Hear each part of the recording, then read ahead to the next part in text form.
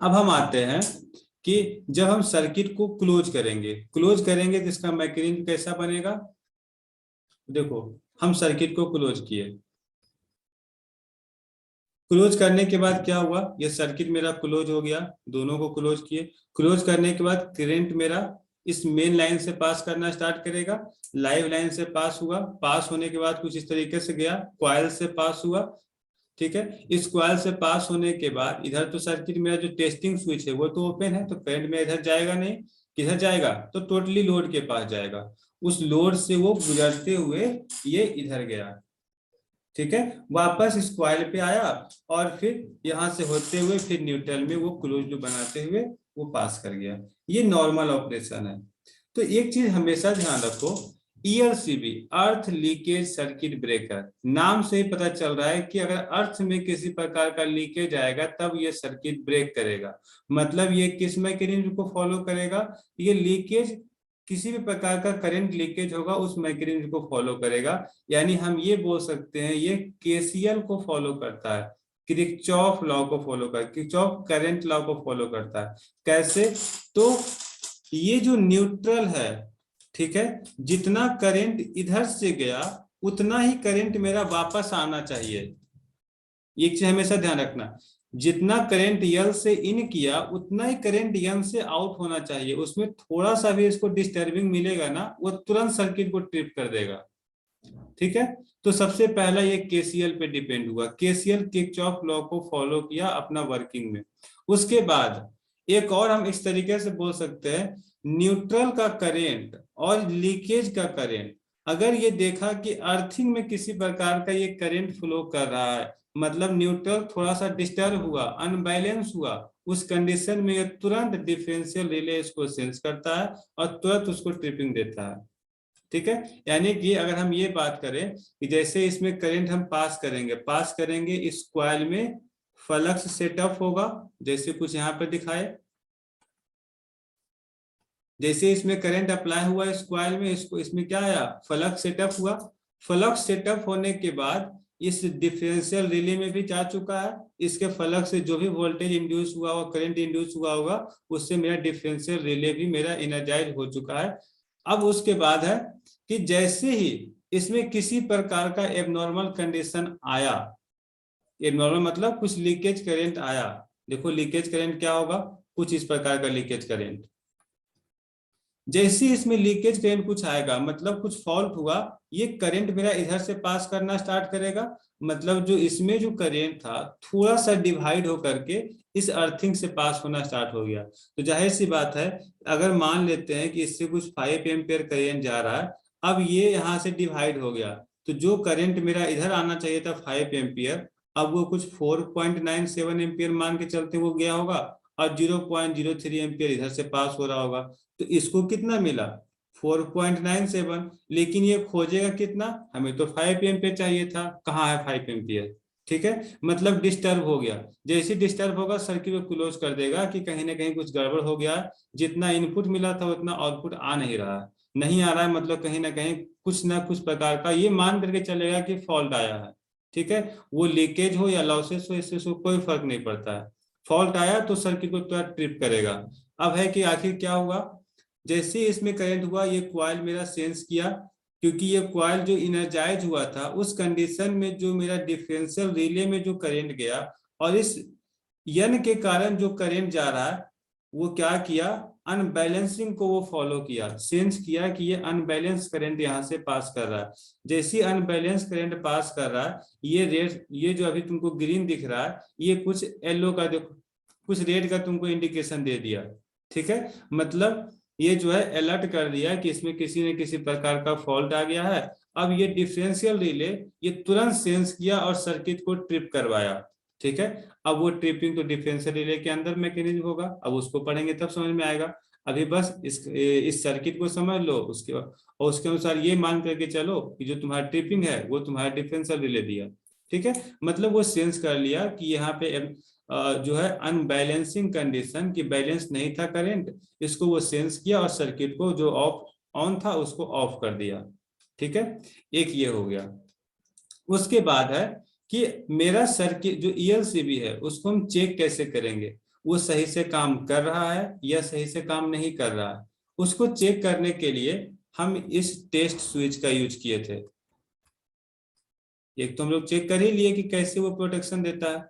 उसके बाद है कि चलो मान करके चलते हैं कि हमको इस सर्किट को चेक करना है कि ये सही से काम कर रहा है कि नहीं। ऐसा तो नहीं है ना कि हम ईएलसीबी लगा दिया, वो प्रोटेक्शन दे ही नहीं पा रहा हो सही से। तब हम क्या करते हैं, उस केस में इस सर्किट को हम ओपन रखते हैं, यहाँ पे किसी प्रकार का कोई लोड नहीं लगाते हैं, बस इस स्विच को हम क्लोज कर देते हैं। क्लोज किए, ये सर्किट मेरा फुलफिल हो गया। अब हम इधर से सप्लाई दिए, जैसे ही सप्लाई देंगे अब ये जो करंट है अब लोड पे ना जा करके इसके साथ वापस आएगा और फिर वापस इधर से पास कर जाएगा। ठीक है, अगर ये सर्किट प्रॉपरली काम कर रहा होगा, ठीक ना, अगर सर्किट प्रॉपरली काम कर रहा होगा तो ये तुमको तुरंत इंडिकेट कर देगा कि किसी न किसी प्रकार का यहाँ पे फॉल्ट आ गया। फॉल्ट आ गया तो इसको तुरंत ट्रिप कीजिए। मतलब ये टेस्टिंग का तरीका है। तो ये डिफरेंशियल रिले वहां पर उसको तुरंत सेंस कर लेगा कि यहाँ पे तो कोई लोड भी नहीं लगा हुआ था, फिर भी यहाँ पे करंट आ चुका है। करंट आ चुका है मतलब वो सेंस किया और ट्रिप कर देगा। ट्रिप कर गया मतलब मेरा सर्किट सही से काम कर रहा है। ठीक है, क्योंकि इसको बस लीकेज करंट से मतलब था, लोड में तो गया नहीं और ये वापस उसको करंट मिल गया, तो उस केस में इसको ट्रिप कर दिया। तो इसी प्रकार से हमको यहाँ पर कैसे टेस्ट करते हैं और कैसे इसको हम मतलब इसका वर्किंग काम करता है, ये सब चीजों को हम लोग देख लिए। तो इससे मालूम चल गया कि देखो जो मेरा स्विच होता है इसमें तुमको दिखता भी होगा, ये एमसीबी में ऐसा कंस्ट्रक्शन नहीं होता है, लेकिन इसमें चेक करने के लिए एक स्विच दिया हुआ रहता है। ठीक है, कि मेरा सर्किट जो है सही तरीके से काम कर रहा है कि नहीं कर रहा है, तो उसको टेस्ट करने के लिए एक स्विच भी यहाँ इस्तेमाल करते हैं। बाकी ये तो मेरा ट्रिपिंग स्विच है ही। फिर देखो यहाँ पे लिखा हुआ है 25 पे 25A। 25 का मतलब 25 एम्पियर तुम्हारा रेटिंग है और ए टाइप का ये तुम्हारा ये सर्किट ब्रेकर है। ठीक है, तो ए का मतलब हो गया कि 2 से 3 टाइम का ये लीकेज को ये बोल सकते हैं कि जो मेरा ओवरऑल प्रोटेक्शन देगा वो 2 से 3 टाइम तक के प्रोटेक्शन को ये तुमको प्रोटेक्ट करेगा। ये सब इसका बोल सकते हो कि प्रोटेक्शन का डिफरेंट डिफरेंट का टाइप है। चलो आगे बढ़ते हैं, ये सब हो गया। अब उसके बाद जो हम लोग को मेन देखना था, समझ में आया यहाँ तक जो हम बताए? यहाँ तक पहले क्लियर कर दो। विमल क्लियर है?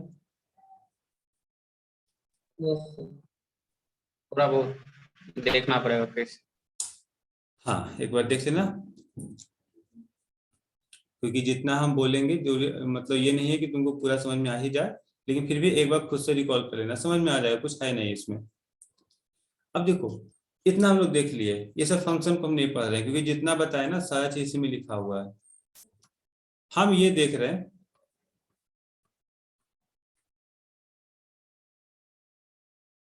अरे आरसीसी भी कहाँ गया, एक मिनट।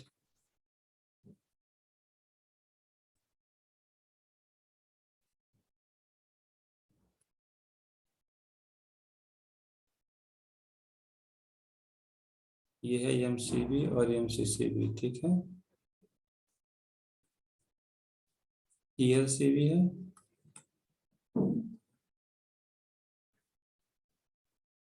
1 मिनट।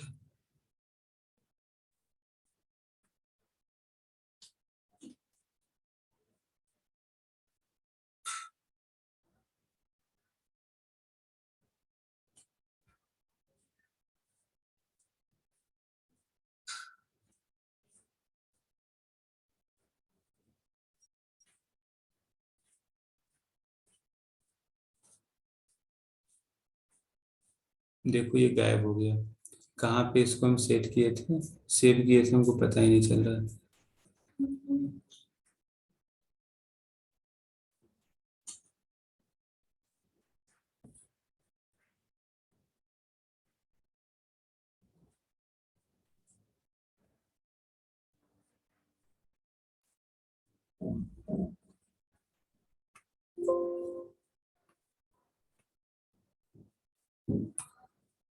बस क्योंकि लास्ट है, इसके बाद ना हम लोग का ये मॉड्यूल 2 खत्म हो जाएगा, इसको खत्म कर लेते हैं।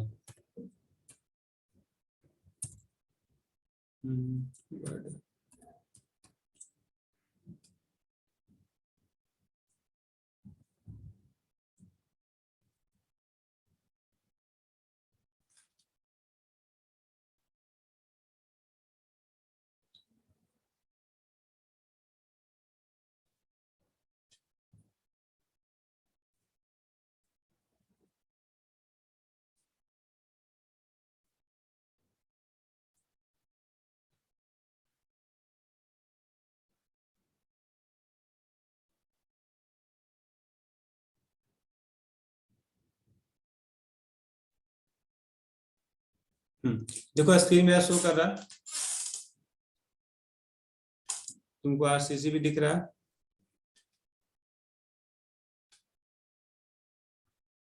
यस या नो? वैसा दिख रहा है। ठीक है, अब देखो जितना भी हम ईएलसीबी में बताए ना वही चीज तुम्हारा आरसीसीबी में आएगा।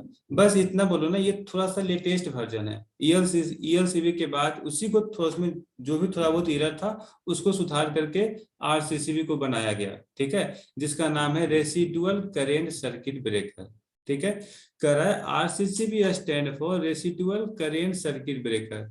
This residual current device is basically an electrical wiring device that disconnects the circuit whenever there is a leakage of current flow through the human body or the current is not balanced between phase conductor।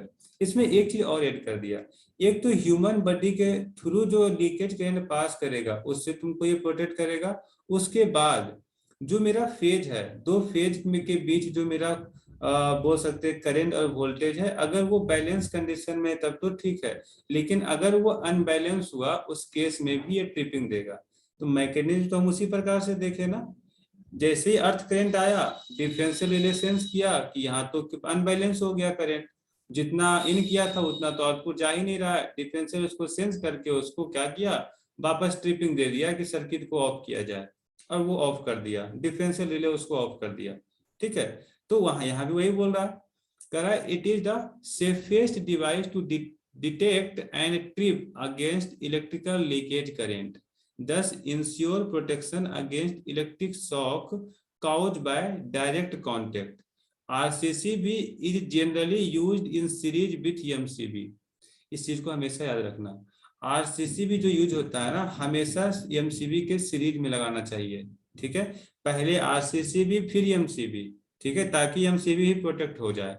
अगर कुछ ज्यादा current आ जाए ना तो पहले RCCB MCB को बचा लेगा, ठीक है, और बाकी MCB फिर अपना काम करते रहेगा। which protect them from over current and short circuit current। Both phase and neutral wire are connected through a RCCB devices। ठीक है, these are extremely effective from a shock protection and widely used for protection from a leakage current of कितना,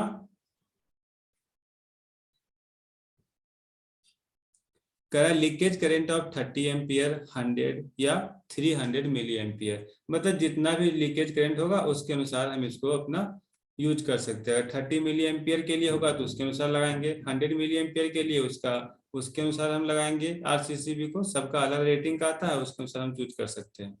ठीक है, it is an essential life-saving equipment used to protect the human body from electrical and mandatory in many states of domestic installation। वही चीज बोल रहा है, यहाँ पर दो चीज आता है, आरसीसीबी भी हम लोग बोल सकते हैं लो वोल्टेज केस में यूज कर सकते हैं, और इंडस्ट्रियल कमर्शियल तीनों पर्पस में हम अलग अलग रेटिंग पे यूज कर सकते हैं। ठीक है, तो ऐसा कोई इसमें कंडीशन नहीं अप्लाई है कि ये सिर्फ रेसिडेंशियल में यूज होगा और इंडस्ट्रियल में यूज नहीं होगा, ये हर एक जगह यूज होगा, क्योंकि अलग अलग कैपेसिटी, हर एक कैपेसिटी में ये अवेलेबल है। अब देखो अगर हम डिफरेंस का बात करें कि दोनों में डिफरेंस क्या है, क्योंकि डिफरेंस जानना बहुत जरूरी है, क्योंकि ऐसे बोला जाता है ना कि आरसीसीबी को ही हम लोग ईएलसीबी बोलते हैं। ठीक है, कभी कभी ऐसा बोल देते हैं बोलचाल की भाषा में, कह रहे जो आरसीसीबी वही तो मेरा ईएलसीबी होता है। ठीक है, लेकिन थोड़ा बहुत डिफरेंस है। क्या डिफरेंस है, आरसीसीबी का सबसे पहला फुल फॉर्म ये residual circuit current circuit breaker होता है, ये इलेक्ट्रिक लीकेज सर्किट ब्रेकर होता है। ठीक है, दूसरा it is a new name for refer to a current operated device. बोले ना कि लेटेस्ट डिवाइस है, और ये थोड़ा सा पुराना डिवाइस है जो कि वोल्टेज मतलब वोल्टेज ऑपरेटेड सिस्टम पे ये काम करता है। ठीक है, वोल्टेज ऑपरेटेड अर्थ लीकेज डिवाइस, मतलब बोल सकते हैं कि ये अर्थ लीकेज को ये सेंस करता था वो वोल्टेज के अकॉर्डिंग सेंस करता था, अब ये जो है करंट के अकॉर्डिंग सेंस कर रहा है, थोड़ा सा चेंज हो गया। It ensures 100% detection of leakage current and is available to sense the AC as well as DC leakage current। इसमें एक फायदा हो गया कि ये दोनों केस में काम कर रहा है, एसी के केस में भी काम करता है और डीसी के केस में भी काम करता है। ये कह रहा है ELCB के केस में it is not preferable as it can only detect current that follow back through the main earth wire. कहने का मतलब हो गया ना कि ये सिर्फ करंट को डिटेक्ट करता है, तो ये ओवरऑल AC और DC दोनों में ये काम नहीं कर पाएगा। मतलब उस तरीके से 100% इफिशियंसी के साथ ये वर्क नहीं कर पाता था ELCB। उसी को सुधार करके हम RCCB को बनाए कि जो भी उसमें प्रॉब्लम था उस प्रॉब्लम को हम RCCB में हम उसको दूर किए। फिर कह रहा है कि RCCB has no connection with the earth wire and that's why it can trip when both current phase and neutral are different. It's with a stand up to both the current are same. ELCB is working based on earth leakage current. These devices measured the voltage on the earth conductor. If this voltage was not zero, this indicated a current leakage to earth. क्या बोला कि अर्थ जो मेरा अर्थ leakage circuit breaker है उसमें हम देखते थे कि जो मेरा अर्थ यार प्रॉब्लम हो गया, ऐसा किसने तो प्रॉब्लम हो गया है?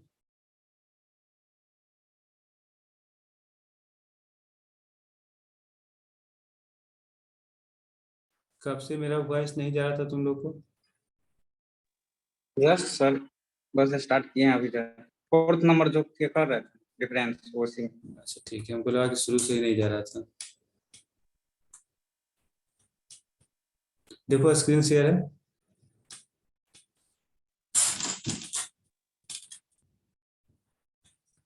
विजुअल है स्क्रीन। Yes sir. हाँ, तो एक चीज ना इससे पढ़ने के बाद ये तो मालूम चल सकता है कि जब हम 4th पॉइंट पढ़े ये बोल रहा है कि ELCB जो काम करता है वो क्या करता है। तो यहाँ पर दो तरह का है, एक न्यूट्रल पॉइंट हो गया और एक अर्थ पॉइंट हो गया। तो ELCB क्या करता है ना, अर्थ पॉइंट के वोल्टेज को चेक करता है, ठीक है, कि उसका जो वोल्टेज है वो 0 है या नॉन जीरो है। अगर नॉन जीरो है तो ट्रिपिंग देता था, ठीक है, वो करंट को चेक नहीं करता था। RCCB क्या हम बोले, ये करंट को चेक किया, उसका मैकेनिज्म तुमको यही दिखाया ना, वो करंट को चेक किया। करंट को चेक किया तो हम वहां पर देखे कि जो हम लाइव वायर में जो हम करंट पास हुआ आउट, मतलब जब आउट हो रहा था वो करंट, तो उस केस में उसका करंट कितना था, थोड़ा सा भी डिफरेंस आया तो वहां पे हम रिले लगाए हुए और रिले उसको सेंस करके उसको ट्रिपिंग दे दिया, ठीक है। तो कहने का मतलब इसमें हम करंट के थ्रू ट्रिपिंग दिए, इसमें वोल्टेज के थ्रू ट्रिपिंग दिए, ठीक है। हम तुमको उसमें ये भी बताए थे कि वहां पे साथ में जो है, साथ में यहाँ पर तुम्हारा लीकेज को भी दिखाए। देखो ये अर्थिंग है, अगर इस वोल्टेज में थोड़ा सा भी कहीं पे मतलब फॉल्ट दिखा, जो तुम्हारा ये कंडीशन था ये वाला, ये क्या हो गया, वोल्टेज तो यहाँ से नाप सकते हैं ना कि इसमें कितना वोल्ट जा रहा है, इसको सेंस कर लेंगे तो ELCB, इसके अनुसार सेंस करेंगे तो RCCB। तो ये हो गया कि करंट के अकॉर्डिंग किए तो RCCB हो गया, वोल्टेज के अकॉर्डिंग किए तो ELCB हो गया। करंट से फायदा ये हो गया कि फेज और न्यूट्रल में जो बैलेंसिंग कंडीशन था अगर वो अनबैलेंस होगा ना उसको भी RCCB ये सेंस कर लेता था, लेकिन ELCB उसको तो सेंस कर नहीं पाएगा क्योंकि वो तो अर्थ पे डिपेंड कर रहा है, वो अर्थ के वोल्टेज को सिर्फ चेक कर रहा है, वो 0 है तो ठीक है, नहीं 0 है तो ट्रिपिंग देगा। लेकिन अगर फेज और न्यूट्रल ही अनबैलेंस हो गया उसको तो ELCB सेंस नहीं कर पाएगा, उस केस में फिर से प्रॉब्लम। तो उससे बेहतर बनाने के लिए हम लोग RCCB को लाए ताकि किसी भी प्रकार का फॉल्ट हो RCCB उसको सेंस करेगा, तुरंत ट्रिपिंग देगा, ठीक है। इतना तो पता हो गया कि ELCB से बेहतर है मेरा RCCB, ठीक है। इसका कॉस्ट तुमको बहुत महंगा। एक मतलब नॉर्मल पर्पस का अगर हम बात करें ना कि हम लोग अपने घरों के लिए मतलब बोल सको कि अगर 2-3 फ्लोर का अगर हम बात करेंगे तो 32 एम्पियर RCCB का कीमत 1700 के आसपास होता है, एक RCCB का कीमत, वो भी नॉर्मल कंपनी का बात कर रहे हैं। हायर कंपनी में जाओगे तो इससे भी हाई लेवल का चला जाएगा कॉस्ट, तो समझ लो कि कितना तुमको वायरिंग में खर्चा आ सकता है। चलो जो भी है इस पे आगे हम बाद में देखेंगे या फिर तुम लोग चेक कर लेना।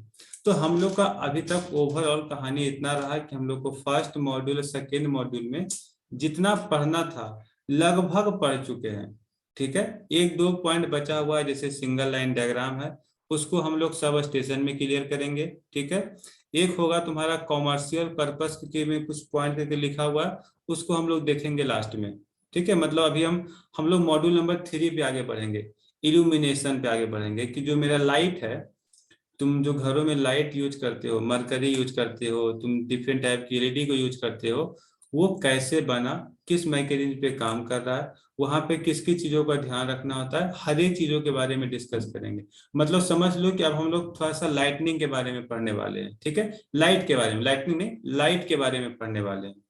तो कल से तुम्हारा नया मॉड्यूल स्टार्ट हो जाएगा और थोड़ा सा नए ढंग से स्टार्ट होगा। ठीक है, क्योंकि ये सब चीज तो सर हाँ, टैरिफ पढ़ा चुके हैं। फिर से बोलो। टैरिफ टैरिफ नहीं नहीं, अभी टैरिफ नहीं हुआ, टैरिफ तुमको आएगा, वो तो लंबा चलेगा ना। टैरिफ तो अच्छा खासा इंपॉर्टेंट टॉपिक है वो। किसमें, मॉड्यूल 2 में ही है वो क्या 3 में है? 3 में नहीं होगा वो, कॉलेज में पढ़ाए थे शायद 2 में भी हो सकता है। ठीक है, 2 कंफर्म में ही नहीं। होगा। नहीं नहीं, टैरिफ पे आएंगे, टैरिफ पे आएंगे। अब उस टैरिफ पे अच्छा खासा इंपॉर्टेंट टॉपिक है वो, उसको सीखना ही बहुत जरूरी है। कोई दिक्कत नहीं, उसको कर लेंगे बारी बारी से ना। मतलब बोल सकते हैं कि जो एक हम पहले ही बताए ना कि सिलेबस मेरा थोड़ा सा ऊपर नीचे होगा, कि हम कब किस टॉपिक को स्टार्ट करेंगे ये हमें भी नहीं मालूम। बस लगे कि हाँ इसके बाद ये स्टार्ट होना चाहिए, तो हम पहले उसको देख लेंगे। उतना करने के बाद हम देखेंगे अच्छा इसमें ये चीज छूट गया, अब इसमें इंक्लूड करना चाहिए, तब उसको हम इंक्लूड करेंगे। ठीक है, अभी पहले इल्यूमिनेशन खत्म करते हैं, उसको खत्म करने के बाद जो पोर्शन बचेगा फिर उसको मर्ज करेंगे। ठीक है, और हम जानते हैं इतना कि जब तुम्हारा सब स्टेशन का टॉपिक जब खत्म हो जाएगा ना, सारा तुम्हारा इसी में आ जाएगा। सब स्टेशन प्रोटेक्शन में ही आता है। जितना चीज सब स्टेशन में पढ़ेंगे सब तुम्हारा इससे क्लियर हो जाएगा। ठीक है, तो देख लेंगे, धीरे सब क्लियर हो जाएगा। यहां तक में कोई दिक्कत है तो बताओ।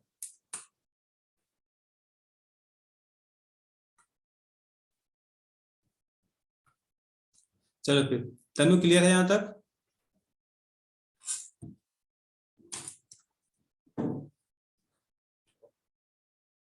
ठीक है, इन करते हैं, इन करते हैं। ठीक है, मिलते हैं कल।